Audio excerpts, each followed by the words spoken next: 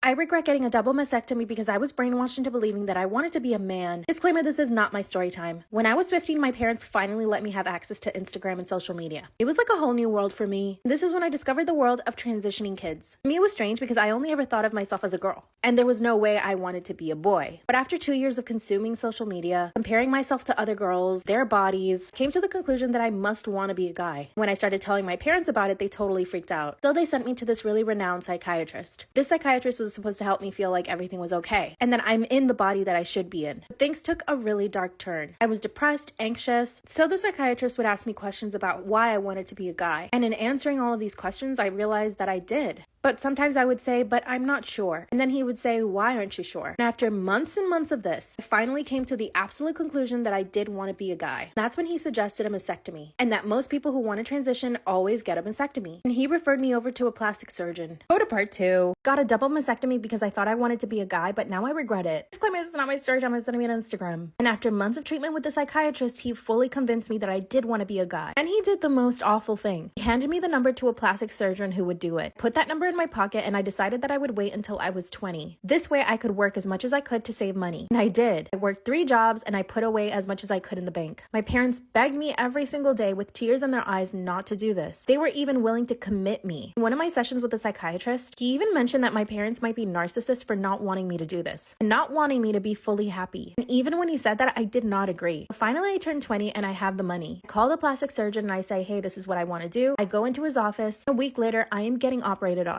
Thankfully, my parents were still there to support me, but they were devastated. After the surgery, I look down and I see nothing. Completely flat chest. I was devastated. Realized in that moment I made a mistake. Go to part 3. I got a double mastectomy to transition and I regret it. Disclaimer, this is not my story time. When I woke up and looked down, only to see that my boobulas were gone, I was devastated. In that moment, I realized this was a huge mistake. I can't believe I did this. I can't believe I let a psychiatrist convince me that this was the right thing for me to do as a teenager, that I waited 3 years to do this. When my parents saw my reaction, they were even more devastated than they were before because they didn't want me to do it. From my hospital bed, I call my psychiatrist. I told him that he brainwashed me into doing this and that he brainwashed me. He hung up the phone and ghosted me. Luckily, my parents sued him, and we're still going to court proceedings because of it. I was able to get implants in, which really helped my mental health, and I am so happy I didn't go further with my transition. How did I ever think that I wanted to become a guy? I hadn't even lived a life. I was still a child, and I was manipulated and gaslit. Do you think it's my fault? I hate myself for how much pain I caused my parents. What should I do? Storytime about how I became an IG model / escort for billionaires. I'll tell you that last month I made $60,000. Disclaimer, this is not my story time, and send me on Instagram. So at the beginning, I had to lie about my age. I'm really 36 years old, but I say I'm 22. I do look a lot younger than I am, and of course, I get filler and Botox. I started my Instagram account 6 years ago. My inspirations were Anna Cherie, Amanda Lee, Sam JoJo, and Abigail Ratchford. I mean, Abigail Ratchet. I basically copied all of these girls' pictures. Within a month of starting my Instagram account, I had 10,000 followers. And yes, all of them were males. But I didn't really start making money until 2018. You know, like every other girl on Instagram, I signed up for OF. And that's when I started making serious money. But I was also making money from Instagram. Brands would send me clothes and watches and protein powders, stuff like that. Eventually, I became an ambassador for one of the biggest Instagram clothing stores. I think we all know what I'm talking about. Fashion Hova, and I started making a lot of money then. So I basically started living above my means. I got myself a new apartment in Beverly Hills, and it was $6,000 a month. I also got myself a Mercedes, and I would exclusively shop at Air One. I would also go shopping at Rodeo Drive almost every day because I wanted the paparazzi to get pictures of me. And I even called the paparazzi on me a few times, so I had to pay them like $2,000 out of pocket. So yeah, I was spending a lot of money. Whatever money I got that month, I would literally spend it by the end. One month I spent $25,000 going out with friends. I would usually pick up the bill. This is what started getting me into trouble. Part 2 is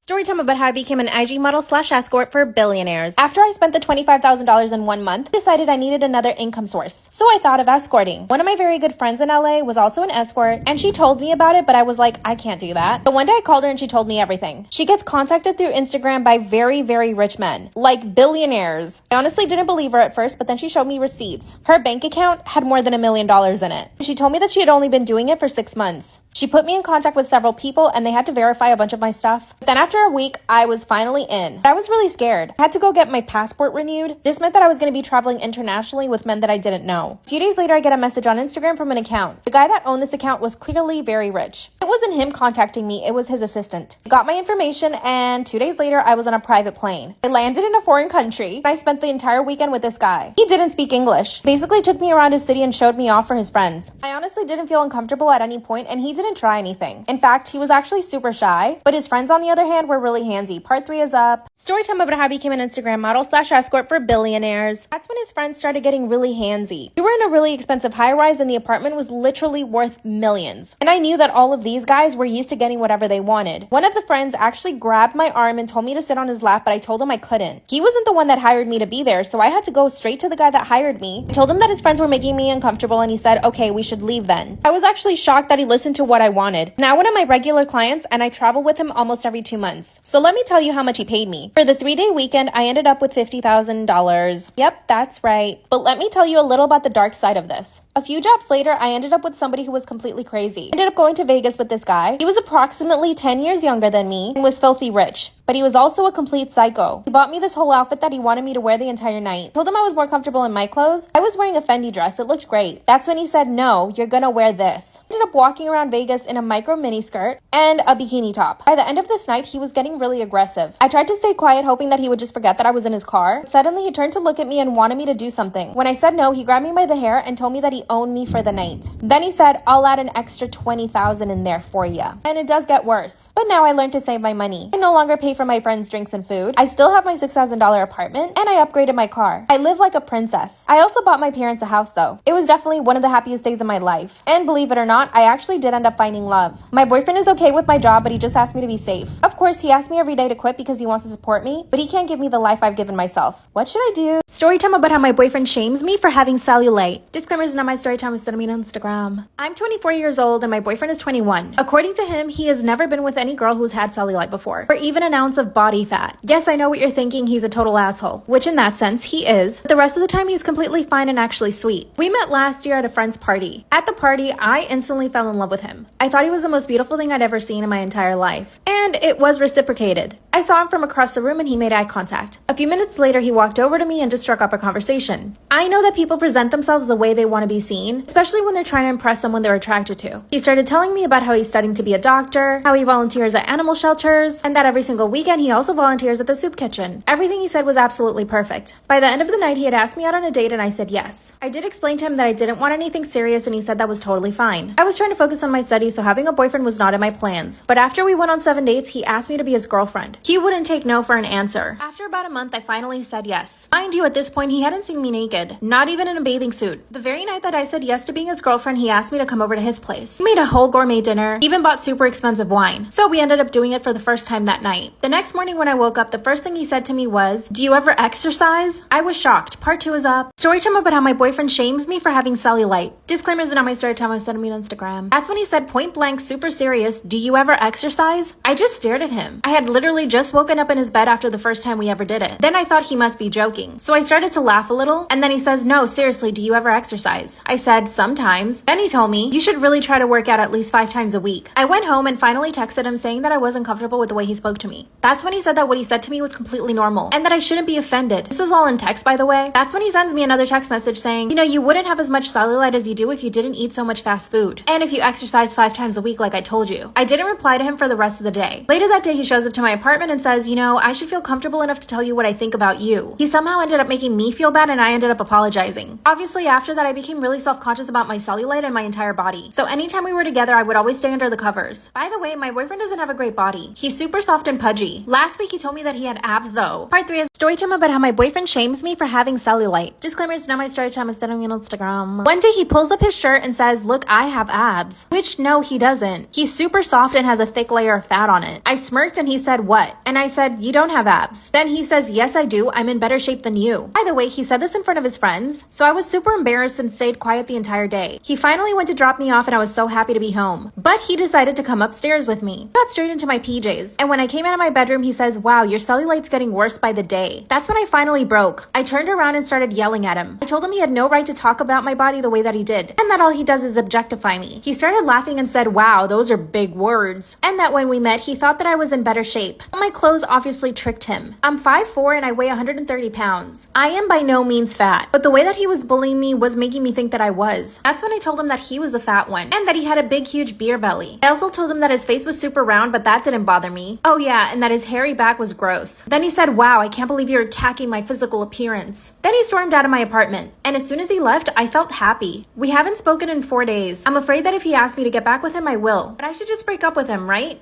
What should I do? Story time about how a strange man abused me because I did not want to give him my phone number. Disclaimer, is not my story time. I sent him on Instagram. That's when he slid his hand onto my lap. I quickly get up from the table and ask him to leave. That's when he said, why are you freaking out? I'm just trying to get your number. Then I told him that there was absolutely zero chance I would ever give him my phone number. And he said, oh, you think you have a choice? And he holds out his phone so that I could type in my number. I pushed his phone back and again asked him to leave. And he threatened me and said that he wouldn't leave until I gave him my number. My knees and hands were shaking. Look back at my employees behind the counter and they are scared. That's when one of my employees says, I'm gonna call the cops. And I said, yes, call them. As soon as I turned back to this man, he swings at me. He wasn't able to reach my face, but then he grabbed me by the shoulders and pushed me down onto the ground. This all happened in about 30 seconds. As I'm on the ground, he starts slapping me. I covered my face with my arms and I just started kicking at him. And my two female employees, who by the way are like 17 and 18, start attacking the guy. And then he starts hitting them. Thankfully, two men from the street hear me yelling. I came in and tackled him and the police arrived 2 minutes later. I found out this guy was stalking me for a month. I got a restraining order. Be careful. Story time about how my creepy uncle flirts with me. Disclaimer, this is not my story time. Send me on Instagram. I come from a really big family. My mom has 5 sisters and 1 brother, and my dad has 4 brothers and sisters. All of them have their own kids, so I have a lot of cousins.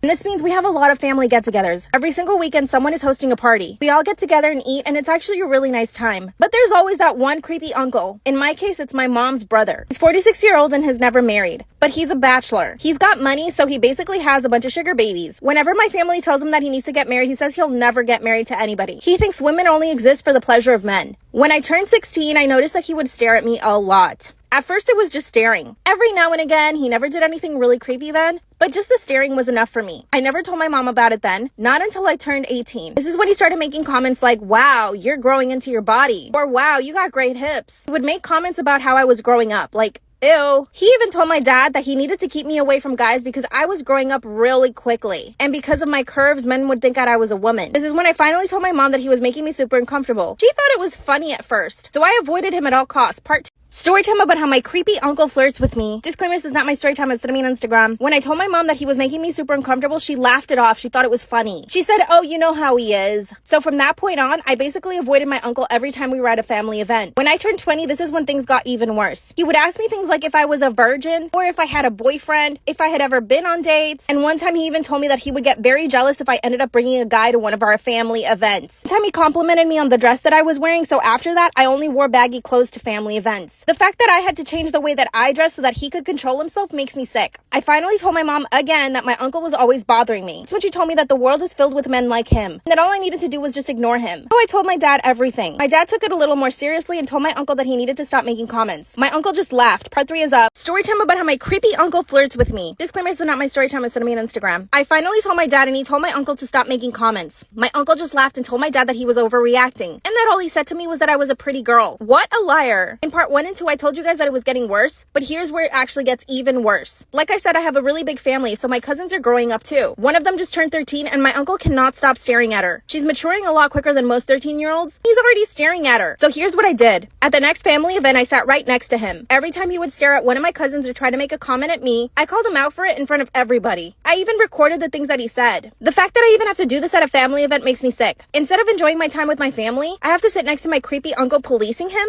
Anyway, it's totally worth it though. I'm making sure that my cousins don't feel uncomfortable. After I had enough recordings of him saying nasty things, at the next family event, I showed it to my grandma. I basically played it for the entire family. My grandma told him that he couldn't come to any more events if he was going to behave that way. And of course, he apologized to everyone right away. But not to me, he apologized to my dad. After his half-ass apology, he was let back into family events. I don't think that's enough punishment. Give me some ideas because I think I deserve justice. Creepy uncle. Story time about how my grandma got married when she was 14 years old. Disclaimer, this is not my story time. I said I mean Instagram. So just picture it. I'm sitting with my 94-year-old grandma in the kitchen. And suddenly she starts talking about my grandpa. My grandpa passed away almost 10 years ago. And to be fair, they did have a wonderful marriage. By all accounts, and by all of my family's accounts, they were totally in love until the moment he took his last breath. Here's how the story goes. The first time they met, she was 12 years old. He had just gotten back from the war. She was walking home from school with her backpack, and my 27-year-old grandpa pulls up in his car. He starts to tell her that she's going to be his future wife, and that he's going to talk to her parents so that they can get married. He kept inviting her into his car, but she kept saying no. He followed her home from school every single day. As my grandma is telling the story, everyone is laughing, except for me. Finally, one day he followed her to her house, knocked on the door, and requested to speak to my great-grandfather. They spoke for an hour, and that's when my great-grandpa promised my grandma to my grandpa, and he gave them permission to get married when she was 14. At first, he wanted them to get to know each other, so they started going on dates. Part 2 is up. Story time about how my grandma married my grandpa when she was 14. Disclaimer, this is not my story time. I said I mean Instagram. And if you want longer story times, go to my YouTube. This is when my great-grandfather promised my 12-year-old grandma to my 27-year-old grandfather. My great-grandpa thought that it would be best they wait 2 years so that they can get married when she's 14. In the meantime, he suggested that they start going out on dates. Yes, a 12-year-old girl and a 27-year-old man. By the way, as my grandma is telling this story, all of my cousins are laughing at this. I'm trembling in my seat. She explained to us that for those 2 years, my grandfather was on his best behavior, and that essentially they read books together, they walked together by the lake, and he would take her out to see movies. She said at the time it was a big deal. Going to the movies was like a big treat. I guess it made me feel better knowing that he didn't try to do anything to her at the time. Still, it's absolutely disgusting. Finally, the 2 years passed, and at this point, they're totally in love. They get married. Both their families attended this wedding. How did no one in their families think it was inappropriate? Watching a 14-year-old get married to a 29-year-old man? But it gets worse. Part 3 is up. Storytime about how my grandma married my grandpa when she was 14 years old and he was 29. Disclaimer, this is not my story time. I said I mean Instagram. This is the third and last part. And if you want longer story times, go to my YouTube. 2 years pass and they get married. My grandma even told us that the night of their wedding, my great-grandparents gifted them a night at a hotel so that they could have some privacy. You can imagine what happened. My grandmother described it as the most liberating night of her life. 2 months later, she was pregnant. Their first baby was born right before she turned 15, and then she got pregnant again at 15, and then at 17, and then at 18, 19, and finally 20. My grandfather got into oil in his late 20s. He made about $1 million by the time he was 35, so he was able to give them a very comfortable life. He purchased a manor. They had 3 housekeepers, 1 butler, and 4 nannies, and they had a really happy life. My grandma says my grandpa was always affectionate with her, and she said they blessed their bed every single night. After she finishes telling the story, all of my cousins laugh and think it's cute. I was disturbed. I asked her why it was okay to get married at such a young age. And then I said, would you have wanted me to get married when I was 14? That's when she said that times were just different back then. The war was happening, and people didn't know if they would live or die. She also said that when a catch like my grandfather turned up, most parents were looking for a man like my grandfather to marry off their daughters. Grandpa was educated, handsome, driven, had great work ethic, and he took care of her, which is what he promised my great-grandpa. And then when the children came, he more than took care of them. He even took care of my great-grandparents too. He ended up moving them into the manor in their old age, and they were fully taken care of by the staff. Apparently, the manor was big enough to fit in 4 families. Now, I loved my grandfather. He was a great, kind man, and I myself benefited off the generational wealth. He paid for my education, and I'm now a lawyer for it. But still, a huge part of me feels absolutely disgusted with the history of their love. Even though back then that might have been normal, I think it's horrendous. Yes, they had a great love story, but she was a child. Apparently, this was a big family secret. None of the uncles or my parents wanted us to know. I got into a huge argument with my parents for hiding this from me. They think I'm totally overreacting. Am I, though?